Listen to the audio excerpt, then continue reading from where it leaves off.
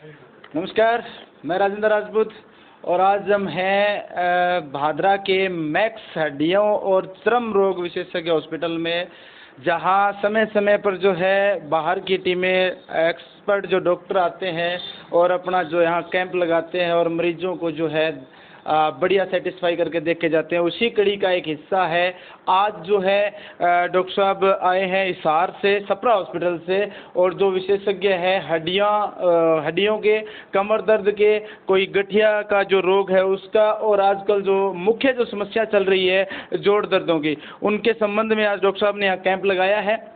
आज हम आपको डॉक्टर साहब से रूबरू करवाएंगे और जो इनकी वजह है रोगों की वो क्या रहती है उनसे पूछेंगे, और किस कमी की वजह से ये जो आज हड्डियों के जो दर्द है नॉर्मल अमूमन हो चुके हैं, क्योंकि चाहे उम्र का कोई उसमें वो नहीं है, चाहे छोटी उम्र का बच्चा हो चाहे बड़ी उम्र का बच्चा हो, आज ये रोग कमर का दर्द जैसे हो गया, जोड़ों का दर्द जो हो गया, ये रोग किस कारण होते हैं और इनका जो स्थायी इलाज है वो क्या है। आज डॉक्टर साहब हमारे साथ हैं, हम आपको उनसे रूबरू करवाएंगे और बताएंगे इसका इलाज भी, और आप भी अगर इस बीमारी से कहीं परेशान हैं तो समय समय पर यहाँ कैंप लगता है, कैंप के माध्यम से आप भी आ सकते हैं। डॉक्टर साहब नमस्कार। नमस्कार। बताइए सर, आज का जो आपका कैंप है वो किस विषय में है? देखिए जी, ये कैंप एज सच कोई एक बीमारी को लेके नहीं है। मैं अपने जैसे मैं हड्डी रोग विशेषज्ञ हूँ, तो हड्डी से रिलेटेड जितनी भी समस्याएं हैं, भले ही चाहे वो कैंसर भी है, किसी के जोड़ खराब हैं, किसी की हड्डियां टूटी हुई हैं, किसी की हड्डियां पहले टूटी थी पर अब वो टेढ़ी मेढ़ी जुड़ी हुई हैं या जुड़ी नहीं है, किसी की हड्डियों में मवाद है, कमर का दर्द है, मतलब आप देखेंगे कि जोड़ों से हड्डियों से रिलेटेड जो भी समस्या है वो मैं देखता हूँ। और आप अभी जैसे बात कर रहे थे कि आजकल बच्चे से लेके बूढ़े तक हर कोई जैसे सबके, किसी के जोड़ों में दर्द है, किसी की कमर में दर्द है, तो आप कारण अभी जैसे पूछ रहे थे, तो कारण देखिए ऐसा कुछ नहीं है। मैं ये समझता हूँ कि हमारी सब लोगों की जो ज़िंदगी है वो अब बहुत ज़्यादा मतलब मैं ये नहीं बोलूँगा कि कोई व्यवस्था है उसमें, अव्यवस्थित है सारी चीज़ें, लोगों को भाग दौड़ ज़्यादा है, भाग दौड़ में सीधी बात है जोड़ों को नुकसान पहुंचता है। दूसरा ये है कि हमारा जो खान पान है, हमारा जो नज़रिया है अपनी खुद के शरीर पे, हम इतना समय आजकल नहीं बिताते हैं। मुझे नहीं लगता कि कोई आजकल इतना व्यायाम करता है या सैर करता है या कोई कुछ ढंग से कार्य करता है कि जो उसकी शरीर को थोड़ा मजबूती दे। तो ये हजार कुछ कारण हम मान सकते हैं कि आज की दुनिया में कि भाई हम लोग कुछ कर नहीं रहे हैं, तो इसलिए शरीर कमज़ोर हो रहे हैं, इसलिए मांसपेशियां कमज़ोर हो रही हैं, इसलिए दर्द बढ़ रहे हैं, है ना। पर जैसे जैसे आप अगर अपने समय दें अपने शरीर को, तो वो मजबूत भी होता है। और एक्सरसाइज करिए, साइकिलिंग करिए, सैर करिए। लेडीज़ हैं जो घर में काम करती हैं, मैं उनको यही राय दूंगा कि ज़्यादा वजनी काम ना करें, क्योंकि वैसे आप क्षमता से अधिक काम कर रहे हैं तो भी आप शरीर को नुकसान पहुंचा रही हैं। अब कभी आप वज़न उठाएंगे नहीं और एकदम से आप 15-20 किलो वज़न उठाएंगे तो देखिए शरीर दिक्कत करेगा। जो बुजुर्ग हैं हमारे घर में, मैं उनको यही राय दूंगा कि आप उखड़ू कम बैठे, चौकड़ी पिलाती कम मारें, सैर ज़्यादा करें, वजनी काम ना करें, तो उससे आपकी कमर में लचक या घुटनों के जो दर्द हैं उनमें काफ़ी हद तक ठीक रहेगा। जितना हो सके लोगों को, हम जवान उम्र वाले लोग जो हैं उनको कोई खेल कूद में लगे रहना चाहिए, क्योंकि बचपन में हम खेला करते थे, पर अब देखिए कि हम कुछ खास कोई खेल वेल के प्रति इतने जागरूक नहीं है। थोड़ी बहुत खेल दिनचर्या में एक्सरसाइज ये आपके होनी चाहिए, तो उससे काफ़ी मजबूती मिलती है शरीर को, तो बाकी तो हो जाता है। डॉक्टर साहब, आपने बताया कि आज की जो है पीढ़ी है उस खेल कूद छोड़ दिया है, काम जो एक्सरसाइज का काम है वो छोड़ दिया है, उसकी वजह से उनका जो रूटीन है वो बिगड़ गया है। क्या डॉक्टर साहब इसमें एक्सरसाइज एक वैल्यू है, या कुछ खाना पीना भी ऐसा रहता है जो आजकल का खाना पीना जो हो गया है जिससे हड्डियाँ हैं वो कमज़ोर होती जा रही है? देखिए, ऑयली फूड है, फास्ट फूड है, और अभी हम सब लोग हाल फिलहाल में 2 साल से कोरोना महामारी से लड़ रहे थे, उसकी वजह से वैसे ही उस महामारी और कोरोना की वजह से शरीर काफ़ी हद तक फेफड़े हो गए लोगों के, या दिक्कतें हैं। वैक्सीन के बाद लोगों को ऐसा भाई सुनने में आया कि कमजोरियां आई हैं, लोग घरों से बाहर नहीं निकले हैं, तो अब सीधी बात है घर रहते रहते कईयों के वजन भी बढ़े हैं, कईयों को इतनी वर्जिश या कोई जो खेल कूद था वो छूट गया, तो एक तरीके से जो हमारी दिनचर्या थी वो काफ़ी हद तक पिछले 2 साल में इफेक्टेड रही है। वो उस तरीके से आप नहीं कर पाए हैं जैसे आपको करना चाहिए। पर अब जैसे समय हमारे बिल्कुल अनुकूल है, अब सारी परिस्थितियां हमारे मतलब हित में है, तो मैं यही बात करूंगा कि आप अब अपना शरीर की तरफ ध्यान दें। जितना जल्दी आप अपने शरीर के लिए कुछ करेंगे उतना ज़्यादा बेहतर है। डॉक्टर साहब, इसके अलावा आजकल एक रोग है जो कमर दर्द का है, लगभग आप मानो कि 80% मरीजों में पाया जाता है, और कमर दर्द से काफ़ी लोग पीड़ित भी हैं। हम समय समय पर देखते हैं, हर जगह जाते हैं तो वहाँ ऐसे मरीज ज़्यादा मिलते हैं। तो डॉक्टर साहब, उसका कोई विशेष रीज़न रहता है, यो वो भी कोई हैवी वेट की वजह से या किसी और वजह से रहता है? देखिए, मैं ये नहीं बोलूँगा कि हैवी वेट एक कारण है। आप कई बार क्या होता है कि अब मैं वही आपको बता रहा था कि अब सब लोगों की ज़िंदगी इतनी क्या कहते हैं, बिज़ी शेड्यूल रहता है सबका, भाग दौड़ हमारी ज़िंदगी में ज़्यादा है, तो उसमें क्या होता है कि कमर आप जो भी कार्य कर रहे हैं, जैसे अब मैं बैठा हूँ, मेरा ज़्यादा बैठक है मेरी ज़्यादा, तो अब अगर मैं कुर्सी मेरी ठीक नहीं होगी तो हो सकता है 3 घंटे में मुझे कमर दर्द हो जाए। आप जैसे पत्रकार हैं, आपका घूमना फिरना भाग दौड़ थोड़ी मुझसे और अधिक रहेगी, तो आप अगर बाइक पे ट्रैवल कर रहे हैं, आपको कोई झटका लग जाए, तो देखिए कहीं ना कहीं हमारा जो काम है उसकी वजह से भी हमें काफ़ी हद तक चोटें छोटी मोटी पहुंचती है। फिर उसमें हम कोई अपनी शरीर को मजबूत करने के लिए कोई एक्सरसाइज करते नहीं है, और एकदम से कोई क्षमता से ज़्यादा हम काम कर लेंगे तो उसकी वजह से कमर दर्द बहुत लोगों में देखा गया है। सबसे ज़्यादा मुख्य कारण यही है कि कमर की हम कोई एक्सरसाइज नहीं करते, पर काम सबसे ज़्यादा कमर और घुटनों से ही लेते हैं, तो इसलिए वो ज़्यादा कमज़ोर या दबाव या उनको ज़्यादा क्षति पहुंचती है। तो उसके लिए हमें थोड़ा प्रयास करना चाहिए कि वो मजबूत रहें। तो सब एक अमूमन और आजकल देखा गया कि कंधे जो हैं, गर्दन के नीचे जो एक अलग तरह का जो दर्द रहता है, और उसमें अगर समय समय पर हम जांच भी करवाते हैं तो उसका कोई बड़ा रोग बनने का इशू रहता है। जैसे कोरोना काल के अंदर बताया गया कि जिसकी गर्दन के नीचे कुछ दर्द है तो उसका ज़्यादा नुकसान हो सकता है। वो किस वजह से रहता है, क्योंकि आजकल युवा है वो इससे ज़्यादा पीड़ित हैं? देखिए, युवा, मैं ये नहीं बोलूँगा कि कोरोना की वजह से पीड़ित ज़्यादा है। अब मैं खुद युवा श्रेणी में आता हूँ, तो ज़्यादातर तो देखिए मोबाइल जब से आए हैं तब से आप देखेंगे कि लोग हमेशा ही ऐसे ही रहेंगे। दिन में अगर 12 घंटे है तो मैं कह सकूँगा कि 2 घंटे बंदा ऐसे ही रहता है। प्लस काम आप करेंगे तब भी आपकी गर्दन नीची रहेगी, तो वो सारा स्ट्रेन गर्दन में आता है। आप अब से ठीक 20 साल पहले की अगर ज़िंदगी देखें तो कोई मोबाइल नहीं था, कोई कुछ नहीं था, टीवी भी लोग आधा घंटा 1 घंटा देखा करते हैं, तो इन सब चीज़ों का काफ़ी फ़र्क पड़ता है। और इसी वजह से ये मैं देख पा रहा हूँ कि युवा जो हमारे हैं उनमें कमर दर्द और गर्दन थोड़ी ज़्यादा वो है। आपने इसका भी कारण बता दिया कि मोबाइल एक रीज़न रहता है, इसका कोई और इशू नहीं है कि काफ़ी लोगों में ज़्यादातर मोबाइल ही रीज़न रहता है।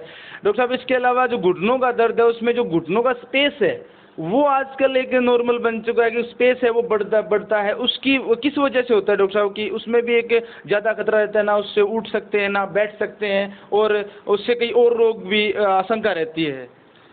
देखिए, ये जो स्पेस बढ़ना या कम होना, ये एक अलग ही वो है। कहीं अब जैसे आपकी भाषा में, आम भाषा में हम बोलते हैं कि गैप बढ़ गया, पर अगर मैं एक एक्सरे की बात करूं तो अगर एक हिस्से में गैप बढ़ रहा है तो दूसरे में कम भी हो रहा है।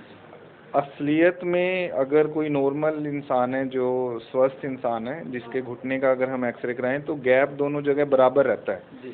तो अगर एक्सरे देखेंगे किसी जिसके घुटने खराब है, उसमें अगर एक जगह का गैप ज़्यादा है तो आप देखेंगे कि दूसरे हिस्से का गैप कम भी हो रहा है।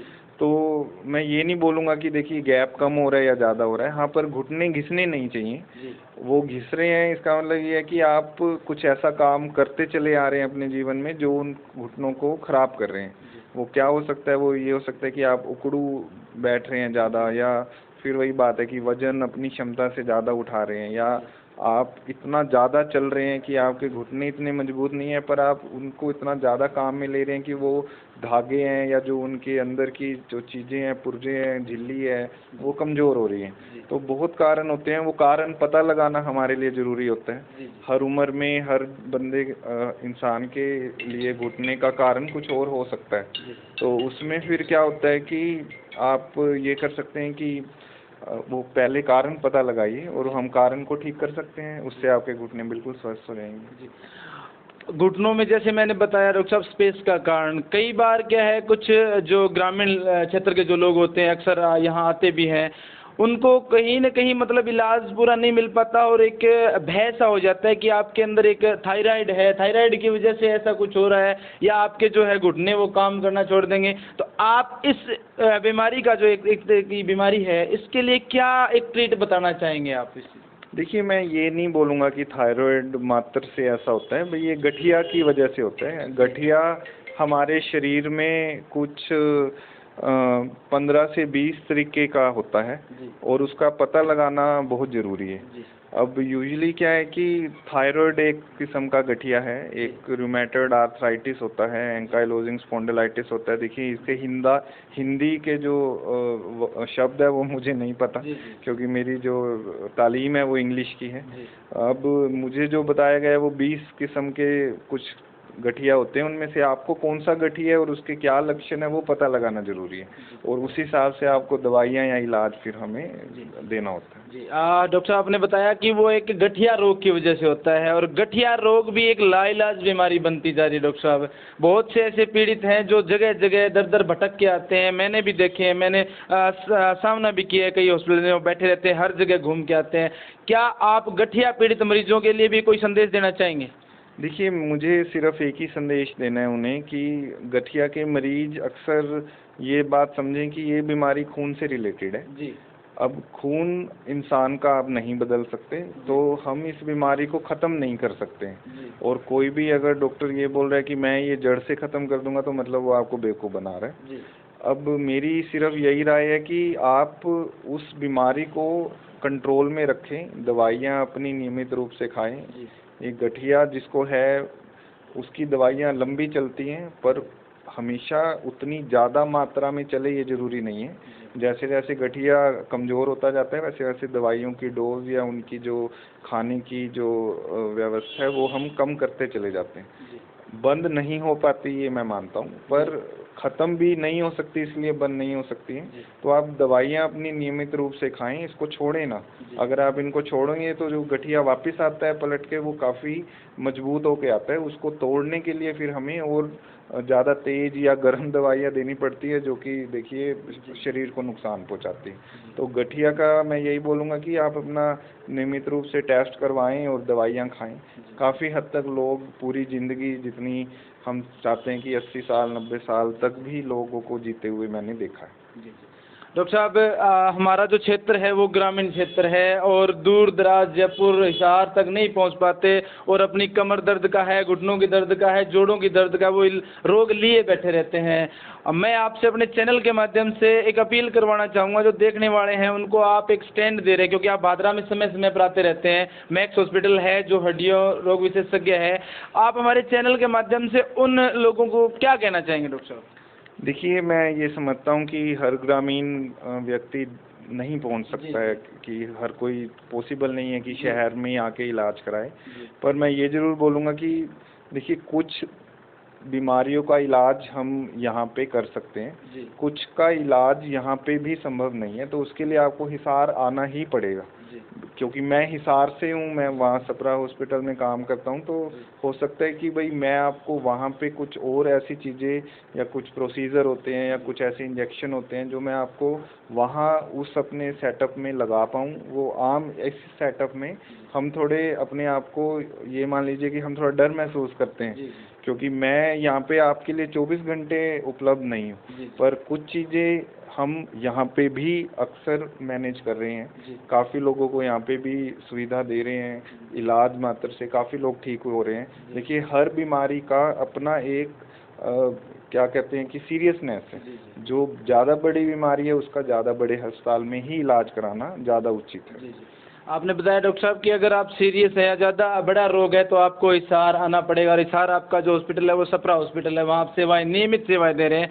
और उसके अलावा आप समय समय पर यहाँ जो मैक्स हॉस्पिटल है जो अंबेडकर चौक के पास अपना है, वहाँ अगर कोई ग्रामीण क्षेत्र का अगर अपनी जांच करवाने या अपनी तसल्ली करवाने आए तो समय समय पर यहाँ आ सकता है। बिल्कुल यहाँ पे आ सकता है। तो डॉक्टर साहब ने बताया कि यहाँ आप समय नियमित सेवाएं तो नहीं दे रहे हैं, लेकिन नियमित सेवाएं सप्रा हॉस्पिटल हिसार दे रहे हैं। अगर आप भी इस बीमारी से पीड़ित हैं, कमर दर्द, जोड़ों के दर्द या घुटनों से या गठिया रोग से पीड़ित हैं, तो आप भी यहाँ जो डॉक्टर साहब है समय समय पर अपनी सेवाएं देते रहते हैं, तो आ सकते हैं। यहाँ आने का जो एड्रेस मैं बता देता हूँ, अम्बेडकर चौक से सीधा मैक्स हड्डियों का हॉस्पिटल है, वहाँ डॉक्टर रण सिंह श्योराण जी रहते हैं। आप उनसे संपर्क कर सकते हैं, और संपर्क करने के लिए यहाँ नीचे दिए गए नंबरों पर आप पहले फ़ोन कॉल कर सकते हैं। अगर आपको ये वीडियो अच्छी लगी हो तो शेयर कीजिए, लाइक कीजिए और बने रहिए। धन्यवाद।